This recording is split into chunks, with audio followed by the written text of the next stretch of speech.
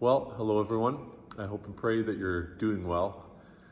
We celebrated communion yesterday in church. I'm in front of the Lord's Supper table.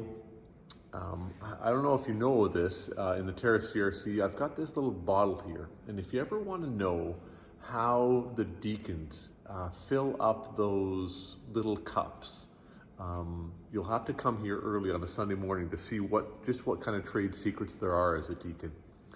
And then after we celebrated communion here in church yesterday, some of us went up to Terrace U Lodge, the senior home, and we celebrated communion with a number of our members up there and their families. And in fact, here is the remaining bread. And to celebrate in both instances was very meaningful.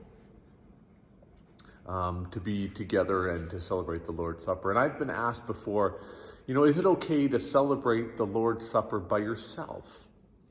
I mean, there is, after all, something very personal about the Lord's Supper, very meaningful. But the Lord's Supper isn't just a me and Jesus moment.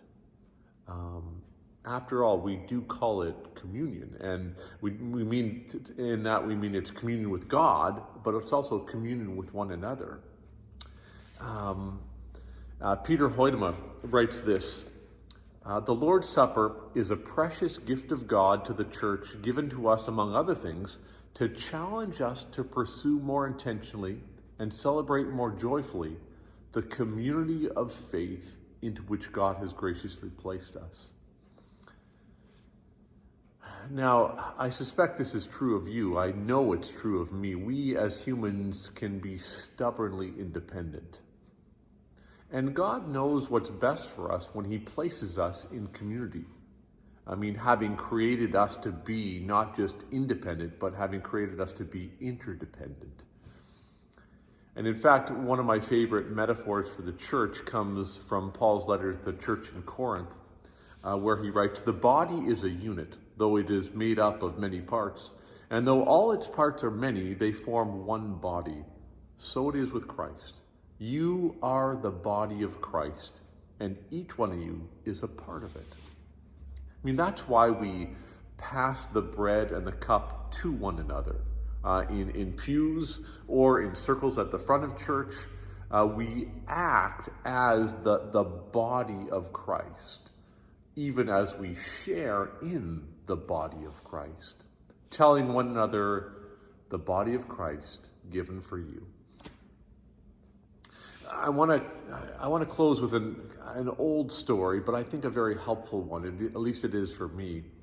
It's a story about a woman who had a dream of heaven and hell, and an angel took her to hell, and it was this huge banquet room with gourmet food piled up onto the tables, and it was the hall was lined with hungry, starving people who were trying to eat. But there was this great wailing and gnashing of teeth and complaining in the hall because every person who came to the table had broken arms, and they were, in fact, broken arms with straight casts on each one of their arms. And so when they tried to feed themselves, right, they found they couldn't because they couldn't bend their arms to get the food into their own mouths. And so they were angry, they were resentful. The angel then took the same woman to heaven. And it too was this great banquet hall, and the people were gathered around fully stocked tables full of food, chatting and laughing and enjoying being together. And she noticed that these people too had broken arms with straight casts on each of their arms, and they couldn't feed themselves because the casts would not permit it. But she noticed a significant difference from hell. The people at these tables had learned that while they could not feed themselves, they could turn and feed one another. And so each person listened to the desires of their neighbors and fed each other the food that they hungered for at this great banquet. The Lord's Supper is a meal taken not in solitude, but with fellow pilgrims in the presence of the saints of the past and as a rehearsal for a banquet that is yet to come. In Paul's words, we who are many are one body, for we all partake of one loaf. The peace of Christ be with you all.